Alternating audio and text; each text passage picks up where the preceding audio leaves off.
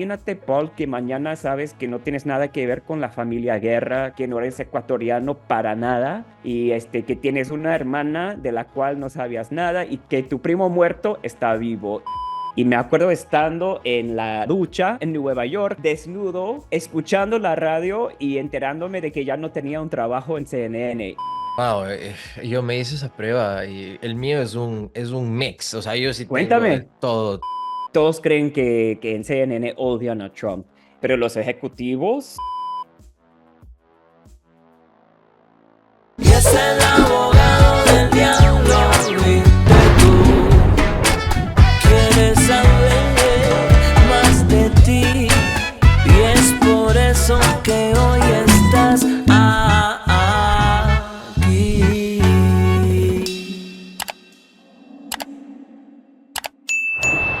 Samuel Burke en español, pero cuando escucho tus entrevistas y tu contenido en inglés es Samuel Burke. Cuando es en español, cómo te presentas? ¿Burke o Burke? Porque desde chiquito, cuando estaba en México, que Burke no sale de los mexicanos y Mm. siempre dicen Burke, Burke, así que en español siempre pienso en mí como Samuel Burke, no como Samuel Burke. Cuando hago ese switch, el nombre también hace el switch. Bueno, primero que nada, gracias por estar con nosotros hoy, Samuel. Bienvenido a Acción Podcast. Es algo que he intentado hacer por algún tiempo, así que por fin podemos agarrar un tiempito en tu calendario que está siempre repleto para poder grabar esto. Y nada, la gente que te está viendo seguramente va a entretenerse mucho con esta conversación y aprender bastante de ti, porque eres una persona multifacética que ha hecho un sinnúmero de cosas. Y vamos a empezar por el inicio, como se dice. Para la gente que te está viendo y escuchando que tal vez primera vez que te ven o dicen, Se me hace careconocido, yo lo vi hace unos 10 años y pico en CNN, de algún lado se me hace careconocido este señor. Cuéntanos un poquito de tu background, qué haces y toda la onda de Samuel Burke. Bueno, soy periodista, sobre todo de tecnología. Soy gringo, pero pasé la niñez entre Arizona y México. Mis papás querían que su hijo hablara el español, aunque no lo hablan bien ellos, pero sí entienden. Por eso a veces cuando estoy en México me dicen, ¿eres tico o hijo de papás mexicanos? Pero fuera de México a veces me dicen, hablas como el Chavo del Ocho. Así que soy mexicano de corazón, pero gringo. Y mis primeros trabajos en el periodismo han sido en español, raramente, Ujú. porque soy gringo. En CNN, por ejemplo, empecé en español y luego me pasaron a ser corresponsal en inglés. Pasé 10 años al aire en CNN, reportando sobre tecnología por todos lados del mundo. También durante el Arab Spring en el Medio Oriente tuve el privilegio de reportar desde varios países durante ese capítulo tan duro del Medio Oriente. Y ya lancé mi propia compañía de producción que tiene un enlace con Real Vision, donde tú y yo trabajamos juntos mucho y sí, es la trayectoria, digamos. Wow, ok, vamos a ir un poquito desmenuzando todo ese amplio, Ándale. como que resume, background y todo lo que tienes ahí, Samuel. Lo primero, ahí sí fact check me, por favor, corrígeme si es que me equivoco, pero en el research que estaba haciendo para conversar contigo y de lo que ya conocía de ti, es cierto que llegó un punto cuando estabas, ok, empiezas con Anderson Cooper en CNN, en una especie de pasantía, como se dice en español, pero eventualmente te pasan con Christian Amanpour y en ese momento no te ofrecieron un trabajo a tiempo completo y lo que ibas a terminar haciendo era ser guardia de seguridad en el edificio de CNN y después en las mañanas ibas a hacer tu trabajo de pasante. ¿Ibas a hacer en serio eso? Así es, empecé como pasante, tuve la suerte de trabajar con Anderson Cooper, que es un periodista increíble, pero siempre tenía ganas de hacer periodismo internacional al nivel de Christiane Amanpour, que es entre las más conocidas, pero fue un momento muy difícil en 2009. Durante la crisis en Estados Unidos, Claro. dejé mi trabajo en Arizona, me mudé a Nueva York con ganas de volver a CNN y no había trabajo. Entonces, después de un mes, me prometí, después de un mes vas a hacer algo, no puedes hacer nada en Nueva York, no tenía el dinero para hacer nada y me presenté como security guard. Bueno, pedí la solicitud de security guard o limpiador janitor, como dicen en México, Ajá, porque no había conserje. de otra. Ajá. Ajá, entonces entregué los papeles para hacer eso y dije, mínimo voy a estar como security guard en CNN. Trabajo durante la noche y tal vez le ofrezco a Manpur trabajar gratis las mañanas y poco a poco espero que me den un trabajo de periodista. Y entonces entregué estaba por entregar los papeles y esa noche me llamó alguien del equipo de Anderson Cooper que había pasado al equipo de Christian Amanpour y me dijo, te necesitamos como productor digital, porque en aquella época estaba trabajando mucho en algo que se llamaba Twitter y Facebook y muy pocos periodistas estaban usando esas herramientas de Ajá. redes sociales en su capacidad profesional, digamos, y me dijeron, pero son 2 semanas, no tenemos más dinero, de hecho no tenemos ese dinero de esas 2 semanas, así que son 2 semanas nada más, no pidas más. Presenté, conocí a Christian Amanpour y fueron 10 años en vez de 2 semanas. Así que Wow. siempre digo a la gente, tienes que hacer las cosas más inesperadas y es muy bueno estar,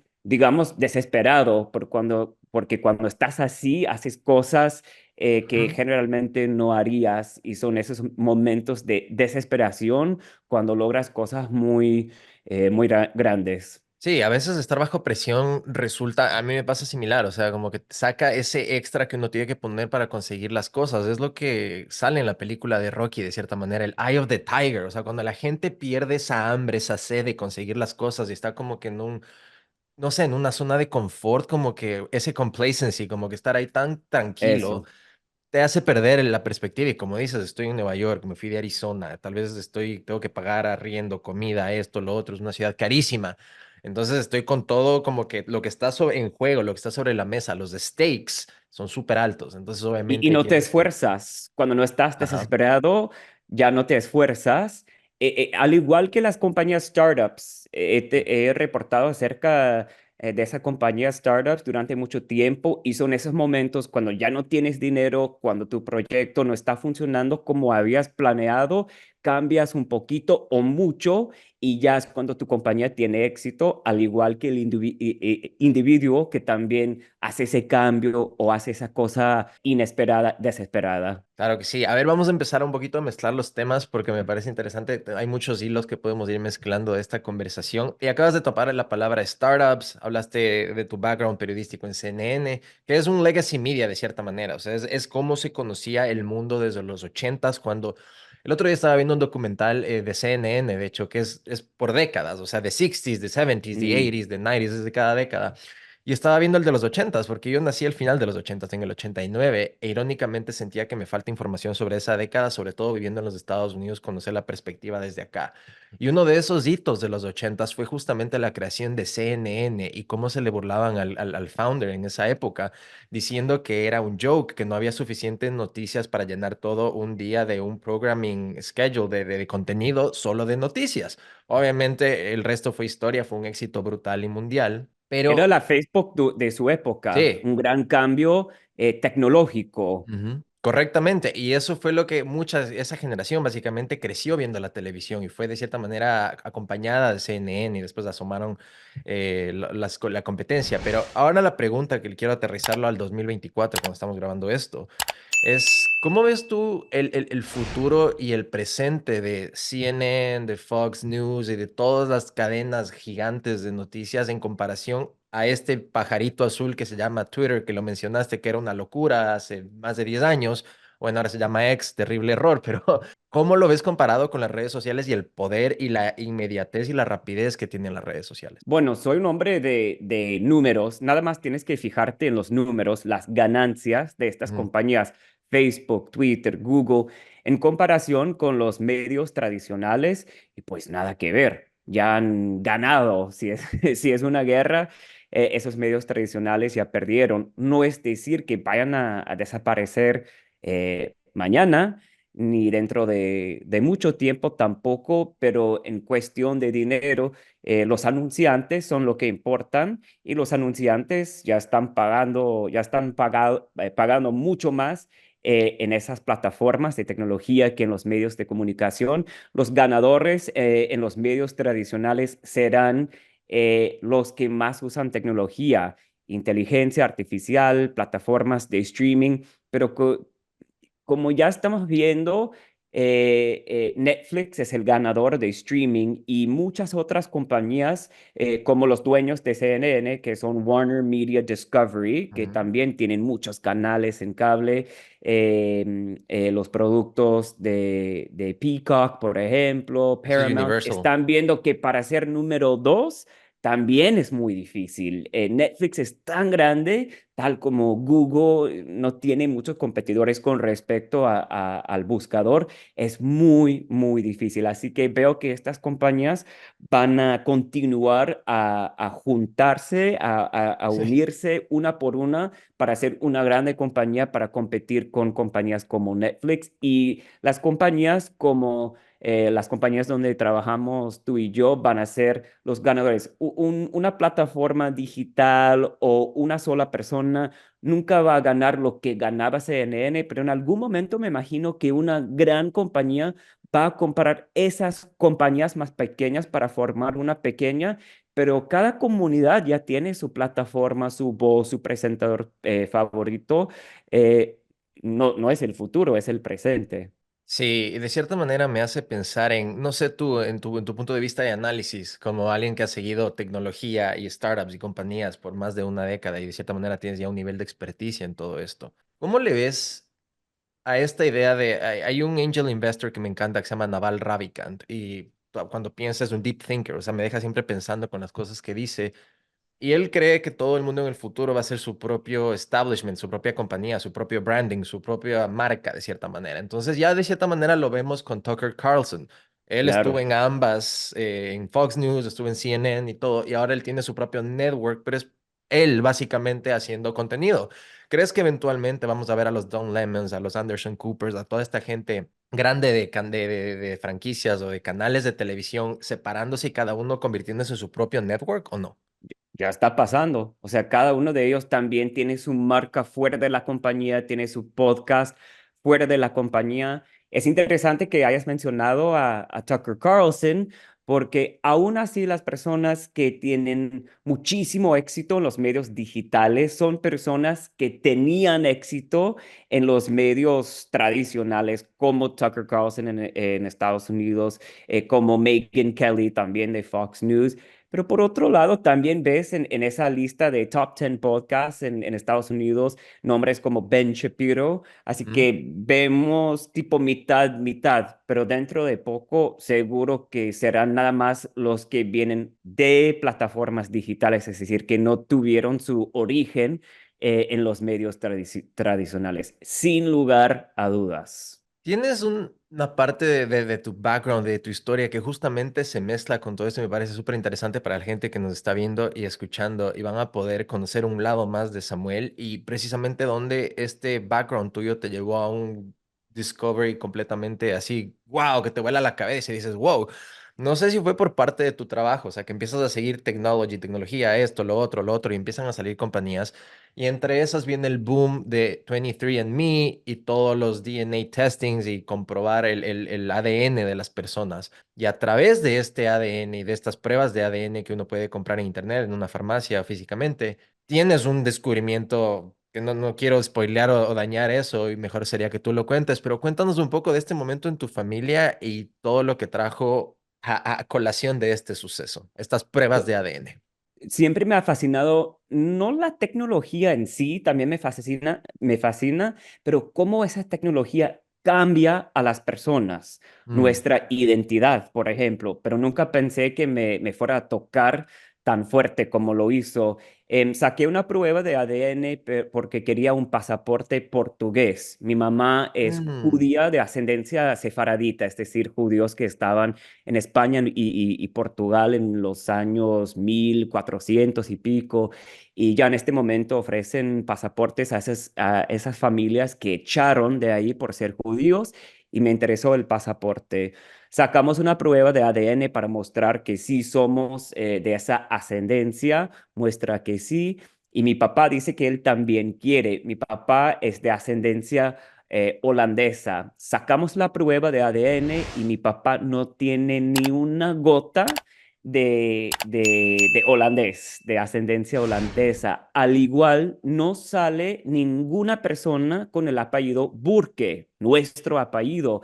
Es que estas pruebas de ADN no solamente te muestran de dónde eres, tus orígenes, están comparando en su base de datos todas las personas que comparten tu ADN. Y muestra que mi papá no comparte nada de ADN con la familia Burke. Empezamos a hacer una investigación, un documental, un podcast de qué está pasando aquí. Y resulta, no les digo cómo porque quiero que escuchen el podcast, pero al final de cuentas sí descubrimos que mi papá no tiene nada de relación con su familia, con la familia Burke, ni yo tampoco. Fue descubrir cómo es que mi papá no tiene ningún enlace con su propia familia y al mismo tiempo mi mamá estaba ayudándome con el podcast, el guión y todo, y resulta que mi mamá encuentra que tiene una hermana que aparece en la prueba de ADN de la cual no sabe nada. Y mi papá tiene un primo que pensábamos que había muerto en los años 80, 90 por la SIDA y resulta a través de la prueba de ADN, los resultados, supimos que estaba vivo. Así que tres sorpresas Wow. grandísimas que nos cambiaron la vida por completo. Fue un shock total. Imagínate, Paul, que mañana sabes que no tienes nada que ver con la familia Guerra, que no tienes Sí. ningún enlace con Ecuador, que no eres ecuatoriano para nada y que tienes una hermana de la cual no sabías nada y que tu primo muerto está vivo. Y mi Uh. podcast documenta cómo mi familia reacciona frente a esta historia tan triste a veces, muy bonita, Sí. también a veces muy difícil siempre, y 9 otras familias a nivel mundial que están sufriendo lo mismo porque los anuncios de ADN dicen, está súper padre, vas a encontrar que eres chino, que eres de la India, que tienes enlaces aquí, allá, pero no te dicen la verdad que el 10% por ciento Sí. Uno de de las cada personas, 10. Mm. uno de cada 10 que toman una prueba de ADN se enteran de que uno de sus papás no es su papá. Y de hecho, ese nivel es muy alto en el mundo hispanohablante, Latinoamérica, que en otras regiones. Es de los lugares que más tiene ese fenómeno. Sí, no, pero para aterrizarlo es mind blowing, es como que te deja Mind blowing. me vuela la cabeza porque te pones a pensar y dices, a ver, ok, pensemos, uno de cada 10 personas, el 10 que técnicamente es 11%, el 11% de ese estudio que siempre hace referencia, 11% de personas descubren a través de pruebas de ADN que lo que pensaban o la historia que creyeron durante todas sus vidas no es de eso.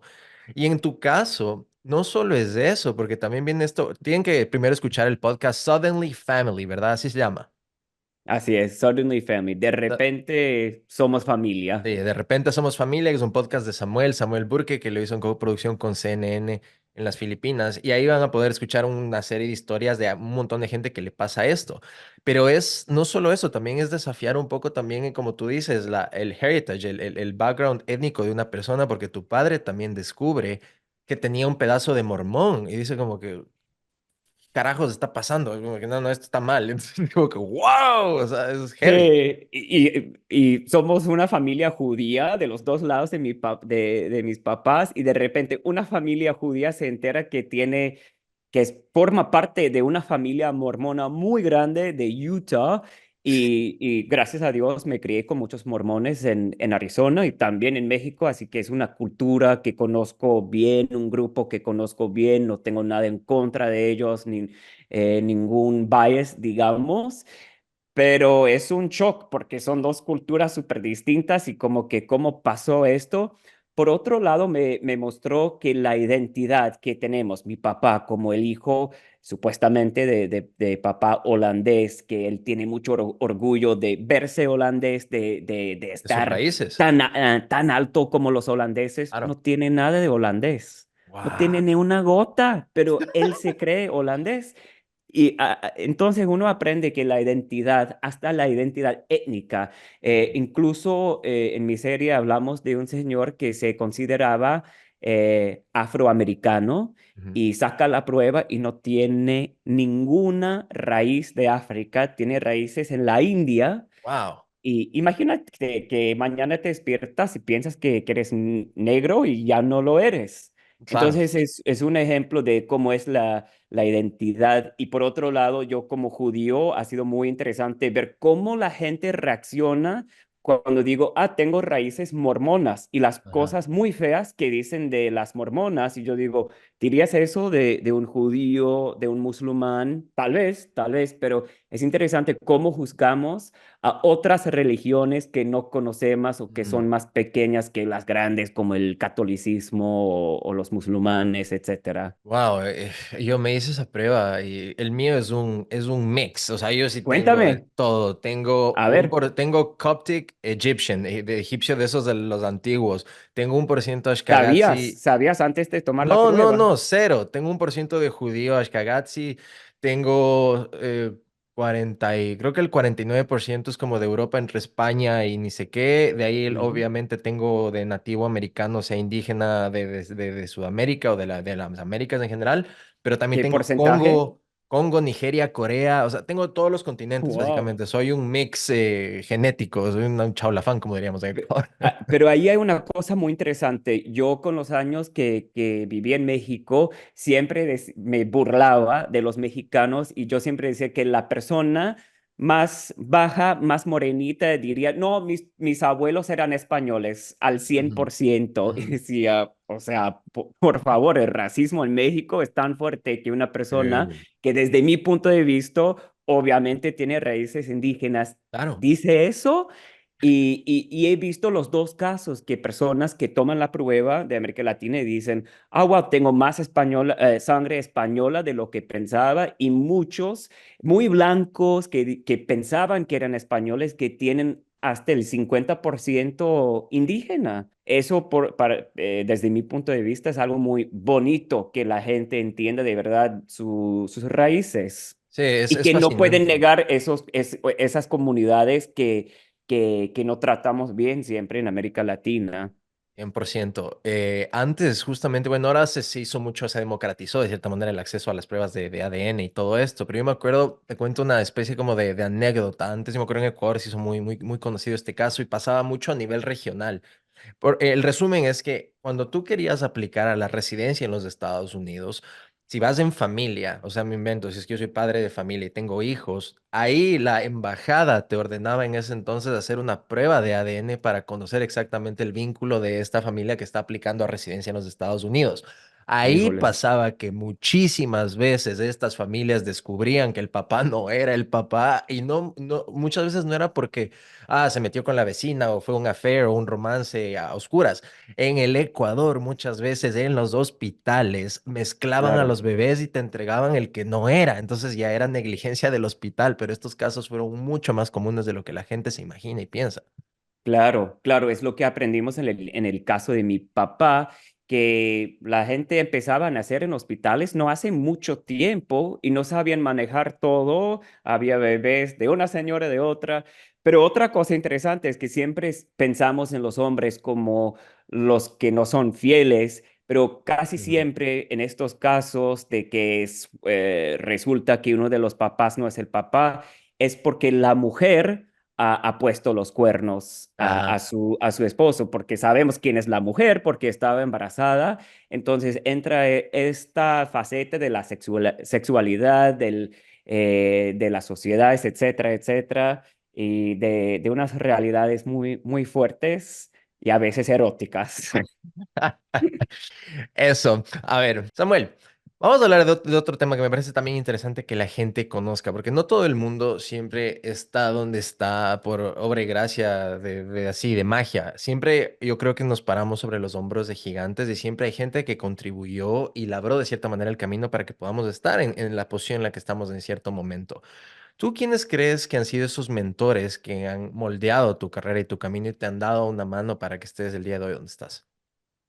Bueno, número uno, Anderson Cooper. si hablamos en términos de cronología, fue súper interesante ver cómo él trabaja. Es de los periodistas más conocidos en Estados Unidos, que gana más bien en Estados Unidos, donde hacen millones de dólares al año. Lo que aprendí de él es siempre tener muy claro el blanco. Él trabaja durísimo, él no es, él es súper tímido. Cuando lo conoces en ¿En serio? persona, súper tímido, la persona más tímida que he conocido en mi vida. Wow. Por un lado es muy interesante verlo fuera de la cámara y cómo cambia Mm, cuando se prende la cámara. Entonces aprendí de ver esa meta y fijarse siempre en la meta. Número dos, en términos de la cronología, pero mucho más impactante en mi vida, es Christiane Amanpour. Siempre quería trabajar con ella. Ella siempre ha reportado en las guerras en el Medio Oriente, un conflicto no solamente entre Israel y los palestinos, sino esos conflictos que son varios en el Medio Oriente, y llegué a trabajar con ella, y para mí eso fue lo más impactante porque veo cómo ella trata a las personas, la humanidad que siempre lleva a la mm, historia, que lleva a las personas a quienes está entrevistando. Y por otro lado, creo que muchas veces las personas ven a las caras súper famosas que mm, ganan tanto dinero así y creen que es fácil. Y con Anderson, tanto como Amanpour, vi que es una batalla cada día, cada show con los ejecutivos, que uno todo el tiempo tiene que estar luchando por su lugar para conseguir la mejor historia, para llegar a un lugar literalmente difícil de llegar. Entonces, si ves a alguien y te imaginas, esa persona llega a los estudios a las 8 de la noche y presenta el show a las 9, olvídatelo. Los más exitosos son luchadores. Cada año en los medios de comunicación, especialmente en la televisión, uno tiene que luchar porque todos quieren tu lugar. Entonces aprendí eso, que aunque seas famosa, exitosa, rica, hay que luchar. Nunca dejas de luchar si quieres mantener tu lugar. No, sí, de hecho, como decías, o sea, parecería más fácil para esta gente que de cierta manera ya tienen un prestigio y una carrera grande, pero también muchas veces mientras más grande y más alto uno llega, más dura es la caída. Y hemos visto X ejemplos sin número de ejemplos de esta realidad. Entonces, Uf, de en hecho, CNN, tipo el 99%, las personas que conoces en CNN en español, por ejemplo, ajá, el 99% ya no están ahí. Y es un cambio muy fuerte que tiene que ver con eso, la nueva cara, la cara más joven, sí. dinero, etcétera, etcétera. Es una lucha durísimo, tipo Hollywood, pero en el periodismo. Sí, no, hablando de CNN en español, podemos hablar de Café CNN también, donde hiciste un gran paso de tu carrera. Uno de los que más se recuerda a nivel latinoamericano y también en Ecuador, de los más famosos, es Ismael Cala. Y él deja CNN por decisión propia, porque empieza Ajá. su Un Deepak súper amigo Chopra mío. path. Ah, es excelente. Tiene Es un de las libro. personas que en español, Glenda Omaña, Guillermo Arduino, Alejandra Ora, Ismael Cala, que es entre los más conocidos, son personas que me ayudaron tantísimo. Y hay algo distinto en español que en inglés, que te ayudan en inglés, pero no te toman la mano. Y esas Mm, personas que acaban de mencionar, te toman la mano, esos latinos, y dicen, ok, vas al aire conmigo, voy a ayudarte.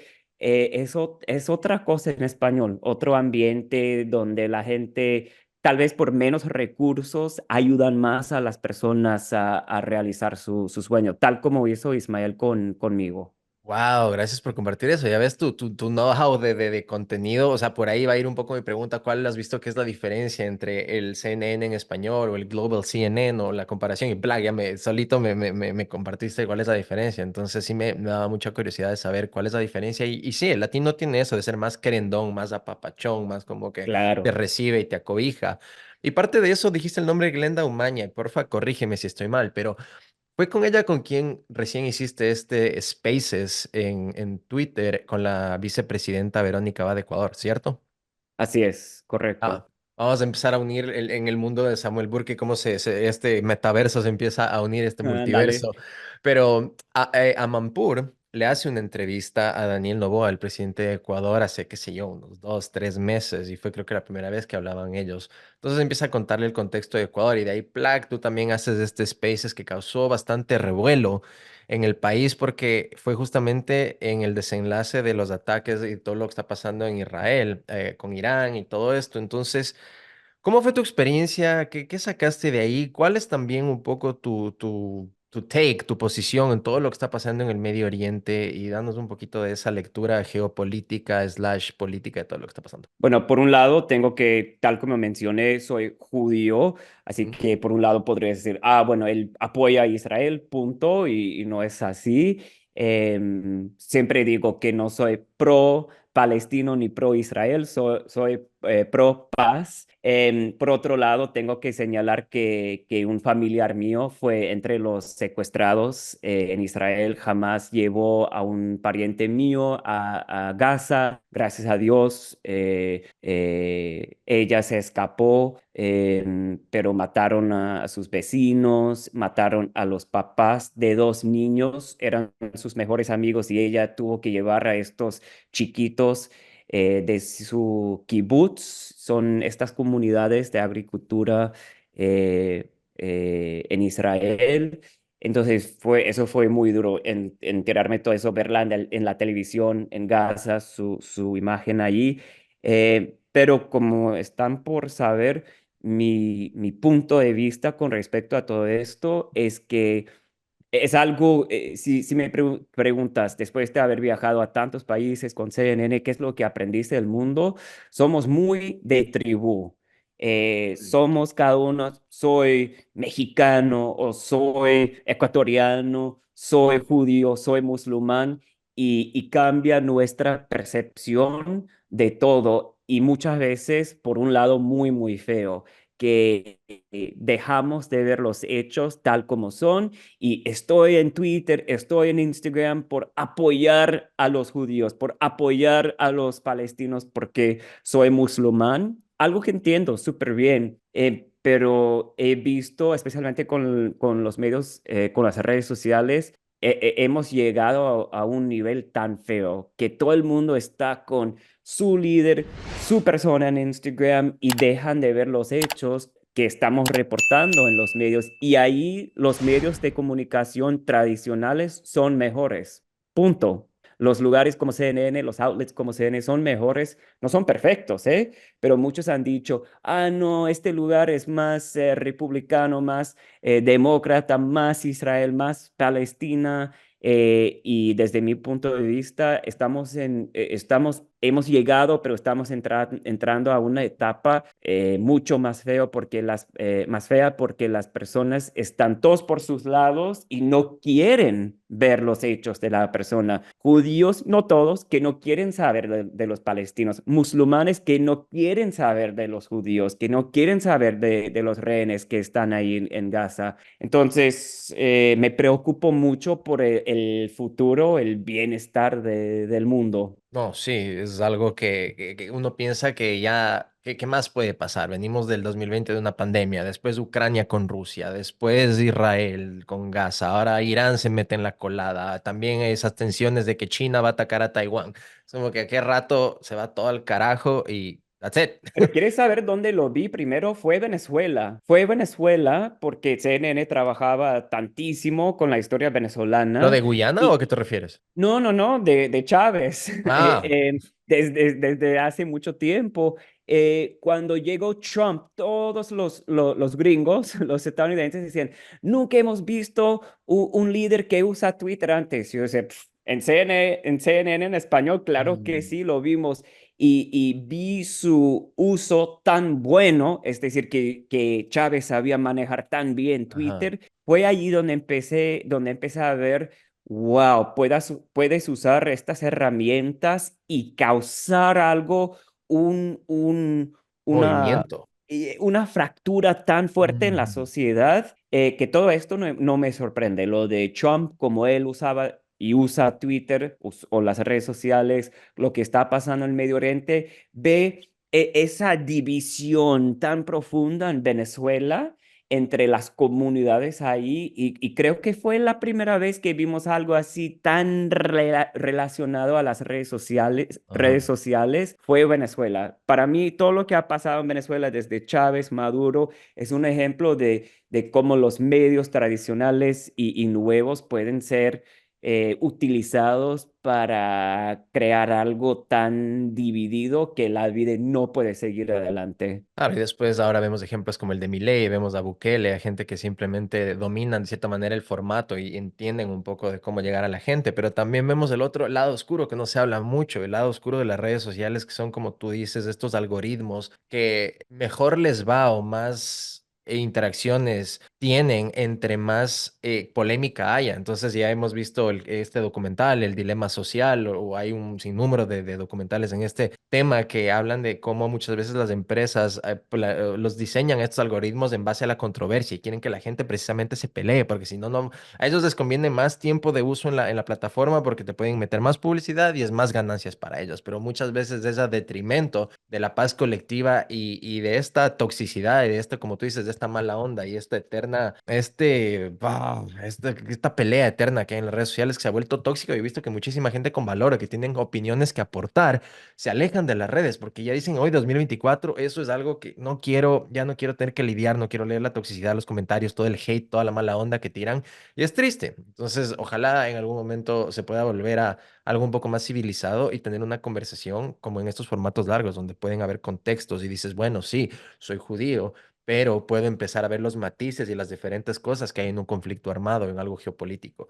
Sí, Porfa, quiero Samuel. escuchar las historias de los palestinos. Correcto. Y hay muchas personas que dicen, no, yo no quiero escuchar eso. A la gente le gusta estar enojada Ujú. y tenemos que cambiar eso totalmente. La gente quiere decir, quiero saber del otro, de la otra comunidad, del otro país, del otro partido político. Y desafortunadamente si quieres ganar mucho dinero, si quieres ser famoso en las redes sociales, es mucho mejor tomar una posición, un lado y estar de ese lado. Entonces, es lo que está señalando, que los beneficios, que el sistema en sí, digital, tiene un final lucrativo de hacer que la gente se enoje, que esté dividida la gente. ¿Cuál es tu lectura, Samuel, ahorita a nivel regional? Vamos a aterrizar, lo dijiste Venezuela, tenemos elecciones que se vienen pronto, también en México se vienen las elecciones, también el próximo año en Ecuador hay elecciones y está pasando todo lo que está pasando, recién ganó Milei, vemos lo de Lula, a nivel un poquito regional, ¿cuál es tu lectura de todo lo que está pasando? Es una pregunta muy profunda. Yo diría, especialmente en este momento, pero a lo largo de los años también en CNN, uno debe escuchar a la persona que te dice lo que no quieres escuchar. La Mm, persona que está dispuesta a decir, ¿sabes qué? Esto no es lo que quieres escuchar, pero esta es la realidad, la vamos a enfrentar, en tu vida. Es bueno tener personas así, colegas ujú, así, amigos así, ujú. pero a nivel político también es importante. Así que casi siempre queremos ir con esa persona que dice, vas a tener más dinero en tu cuenta. Y yo soy totalmente el contrario. Quiero escuchar a la persona, confío en la persona que más me dice lo difícil que es, lo feo que es. Y creo que podemos aprender todos de esas personas que están dispuestas a decir lo difícil. 100%, porque es un poco aburrido también a veces si es que tienes a alguien que te está solo diciendo sí, sí, sí, a yes person, y es como que no, necesitas a alguien que a veces te sacuda y te saque de esa burbuja en la que a veces mucha gente se mete, y eso siempre es algo de valorar y apreciar. ¿Quién crees, bolita de cristal, pongámosla a Samuel Burke ahorita una bola de cristal, digamos, adelantémonos a noviembre de 2024, ¿quién gana la elección y quién va a ser el futuro presidente de los Estados Unidos? Lo que sí veo en este momento, algo muy interesante para volver a a Ajá, este tema de los judíos y los musulmanes. sí. Tengo muchos amigos, los musulmanes suelen ser demócratas en Estados Unidos y los judíos. el 80% de los judíos suelen votar por los demócratas.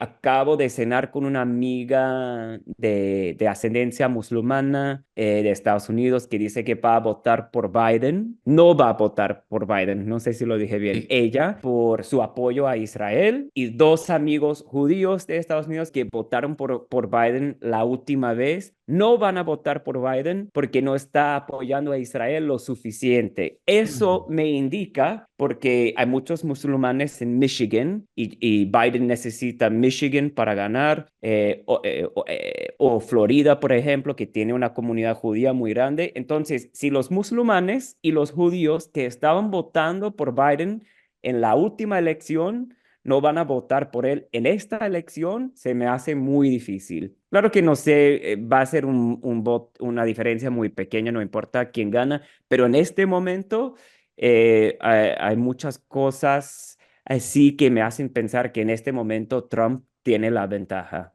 sí, sí, se está viendo un poco y es algo como, mientras más se ve como que lo atacan o mientras más cosas salen como que de lawsuits y juicios y Mm. esto y lo otro, es como que de cierta manera parecería que le hicieran un favor y como que más creces. Es un fenómeno un poco raro de explicar y tal vez con los años los historiadores van a poder ir uniendo las piezas del rompecabezas, pero eso es una cosa rarísima que todavía no entiendo lo que pasa, cómo sigue creciendo mientras más lo atacan, más crece el perfil de Trump. Es una cosa.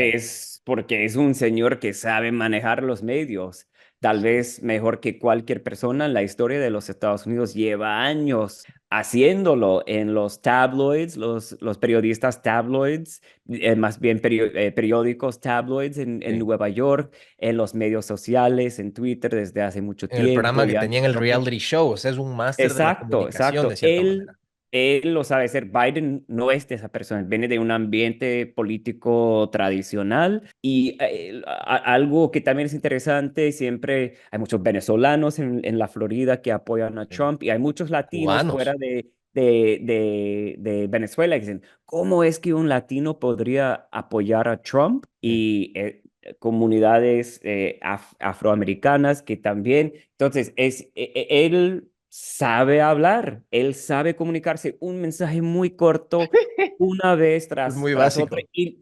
Y los medios de comunicación no aprendieron de 2015, antes de que él ganara en 2016. Por ejemplo, las cámaras están siguiendo a Trump cada día desde su departamento, su edificio en Nueva York, a la corte. ¿Por qué? No se necesita hacer eso y van cada día después de la corte, ponen a él en vivo con una línea. Él está con su resumen de lo que pasó, no con los periodistas. Eso me indica que los medios todavía no saben y siempre dicen, ¿cómo es que manejamos a Trump? Exactamente lo que están haciendo a nivel periodístico es como no lo deberían hacer. Claro, es al revés. Yo me acuerdo que en Real Vision trabajamos una época con alguna gente que está en CNN, y algunos todavía siguen ahí, pero me decían que en la época de la elección con Trump la primera vez era una máquina de dar soundbites, como que era la persona ideal para darles lo que necesitaban para poner, porque solo daba soundbite, soundbite, soundbite, esos fragmentos chiquitos que hoy en día en las redes son esos clips pequeños que pueden hacer virales. Bueno, él era el amo y señor de todo esto, era el que más hablaba en un lenguaje que a la gente le aterriza y se podía viralizar y se podía compartir más rápido. En cambio, hay otros políticos que son mucho más elaborados y es difícil sacar ese extracto chiquito. Y el rating subió a un nivel histórico. Es Ah. el año, todos creen que en CNN odian a Trump, pero los ejecutivos Lo aman porque les da rating. resultaron con el rating más grande de la Claro. historia de CNN y con el año creativo de la historia de CNN. Más de $1.000 millones CNN ganó en un solo año, 2015. Wow, y ahora hay que ver que el debate va a ser justamente en CNN, también va a ser un boom otra vez el de Biden con Trump que está anunciado, no se me va la fecha, pero va a ser en CNN. Samuel, ya para empezar a ir cerrando, otros temas y preguntas que me gusta ir haciendo a mis invitados de diferentes cosas. Esta es una pregunta un poco diferente, pero ¿Cuál crees en tu vida, viendo hacia atrás, en retrospectiva o el hindsight, que es lo que se dice, que ha sido ese fracaso que tuviste? Porque me gusta siempre enfatizar esto de mis invitados, que muchas veces las redes sociales también son culpables de la perfección. En Instagram todo el mundo es Mm. perfecto, todo el mundo viaja a resorts de 5 estrellas, todo el mundo come en restaurantes carísimos, Michelin stars, todo el mundo es famoso, todo el mundo es bello, todo el mundo es guapo, todo el mundo es perfecto. Pero la vida no es así. Entonces, en tu carrera, ¿cuál crees que ha sido ese suelazo, ese fracaso que tuviste favorito, que a través Ajá. del tiempo se convirtió de hecho en algo bueno para ti? Fue una bendición disfrazada de fracaso. No es un fracaso mío, es el fracaso de otra persona, pero pensaba que era un fracaso que me iba a afectar, que iba a ser un fracaso mío también. Cuando cuando volví a CNN y empecé a trabajar con Amanpour, que había pasado 30 años ahí, al año siguiente ella salió de la CNN para otra cadena. Y me acuerdo estando en la ducha en Nueva York, desnudo, escuchando la radio y enterándome de que ya no tenía un trabajo en CNN. Y yo, ¿cómo es que yo llego ahí y un año después una señora que había llevado todo su tiempo profesional en CNN sale? Con eso, ella me quiso llevar a la otra cadena y CNN, para mantenerme dentro de la cadena, dijo, ¿quieres mudarte a Londres y te damos tu propio show con noticias desde Londres para América Latina? Y dije, sí. Y Amanpour dijo, aunque sí te quiero conmigo, es mejor esta oportunidad. Así que Mm. ese fracaso de estar casi llorando en la ducha, desnudo, de que qué va a pasar, cómo voy a pagar la renta el mes que viene, resultó en algo fantástico, lo más importante de mi vida. Así que en esos momentos, de nuevo, de Ajá. desesperación, salen cosas increíbles. Y otra cosa, porque CNN, como muchos medios de comunicación, tienen muchos layoffs donde se despiden a las personas. Despidos, ajá. Ajá, y cuando eso pasaba, decía, oh my God, ¿cómo voy a sobrevivir otra vez? Y un ejecutivo muy exitoso me decía, no, esos son los mejores momentos porque son las personas, no siempre, pero muchas veces las personas más fuertes, más útiles, digamos, que sobreviven. Y es tu oportunidad cada vez que eso pasa, que tu show termina como mi show que en Londres me habían mandado por ese show y luego lo cancelaron y con eso pasé a Café CNN, un noticiero con un perfil mucho más grande. Así que en esos momentos tan difíciles, tan feos, hay que aprovecharlos para convertirlos en momentos maravillosos. ¿Cuál ha sido el peor consejo que te han dado en tu vida? El peor consejo que me han dado, estoy pensando en los buenos ahora. El peor consejo que me han dado es algo como que tienes que hacer lo que la audiencia quiera. Es algo súper tonto, Perder porque la sí hay que autenticidad tuya. sí, tienes que escuchar a la audiencia, claro, pero tienes que encontrar ese balance entre lo que tú sabes como periodista, como presentador, como persona, con lo que quiera la audiencia. Es ahí donde mucha gente que se, pues, sigue la onda, sigue lo que está de moda, sigue, es este ambiente en este momento. Ahí las personas que duran mucho tiempo son las personas ok, eso está de moda ahorita, la audiencia está interesada en eso. ¿Cómo puedo mezclar eso con algo que me fascina, un ángulo, una perspectiva que no todo el mundo está pensando, que la audiencia no ve? Es ahí cuando tienes éxito. Si nada más sigues el rating, caes en problemas. ¿Le tienes miedo a la muerte? Para nada, para nada. Creo que por haber estado, por haber visto conflictos tan duros como el Arab Spring que vi, estoy muy de que hay que agradecer, hay que estar agradecido por cada día que tienes. No, siempre digo, si me muero mañana, por favor no lloren porque he tenido una experiencia poca madre, como dicen en México, hay que gozar de la vida. Y he Ajá. visto a muchas personas morir muy joven en esta industria, entonces estoy muy consciente de eso, de que todo puede desaparecer en un segundito. Como decía Celia Cruz, la vida es un carnaval. Así es. Sí, sí. A ver, la otra pregunta que te quiero hacer, Samuel, si pudieras como que comprimir, o los primeros que se te vienen a la cabeza, tres nomás, o dos hábitos que han contribuido para que estés en peak performance y que hayan ayudado a tu carrera, ¿cuáles serían? Dormir, hay que ¿Cuán- dormir las 8 horas. Esas personas, ay, me despierto muy temprano, hay que descansar, especialmente si estás al aire. No quiere decir que cada noche pueda y a veces tengo que aprender de los mexicanos, tomar la siesta. Dormir es súper importante. Otro es el networking. No es decir, aunque sí veo que las personas que más hacen el networking, de conocer a medio mundo, pero yo siempre trato de conocer a las personas que más me fascinan, que más admiro, ¿no? De, hola, soy Samuel, quiero... Siempre trato de acercarme de las personas como Amanpur porque son personas que respeto. Así que manda un correo a una persona que respetas, Ujú. aunque sea una persona famosa, y en algún momento vas a comunicarte con esa persona. El networking es un arte, realmente, Sí, y yo soy terrible, o sea, para eso yo realmente no lo siento como algo como muy dices, muy transaccional, o sea, no puedo, yo a veces peco de sincero, no sé, como que a veces me cuesta disimular las cosas, entonces a mí el hecho del networking se me hace como falsear un poco cómo uno es y intentar hacérsela agradable, pero porque uno quiere algo a cambio, entonces algo muy transaccional, como que, por ejemplo, por lo menos aquí en Los Ángeles es un vibe, es un uf, ambiente donde es todo muy superficial y hola, ¿tú qué súper. haces?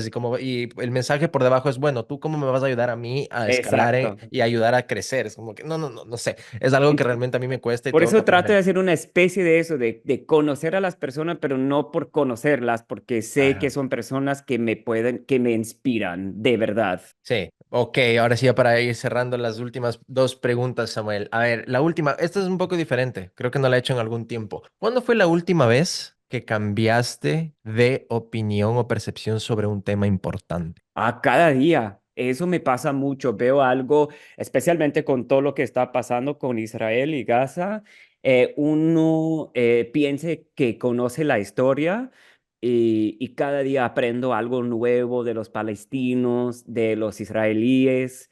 Estoy todo el tiempo, no soy una persona muy típica, digamos, al igual quiero saber de los republicanos, lo que piensan o de los demócratas, de las personas con quienes no estoy de acuerdo. Siempre quiero saber algo que sí estoy de acuerdo con esas personas. Eso me pasa mucho. Estoy todo el tiempo de que no, la historia ha cambiado, esa persona... Algo muy interesante que conocí a muchas personas que estaban en contra de AMLO en México cuando ganó las elecciones y porque pensaban que era el próximo Chávez, porque era de la izquierda, etcétera, Sí, es del etcétera. mismo grupo del Foro de Sao Paulo y Ajá. todo eso. Nunca llegó a ser como Chávez. Aunque no estés de acuerdo con él, aunque no pienses que sea buen líder, esas personas que pensaban que ibas, y no digo que hubiera votado por él o no, nunca comparto esas cosas, pero siempre me ha interesado mucho porque pensaba, yo también tenía ese miedo que iba a portarse como Chávez y nunca llegó a portarse así,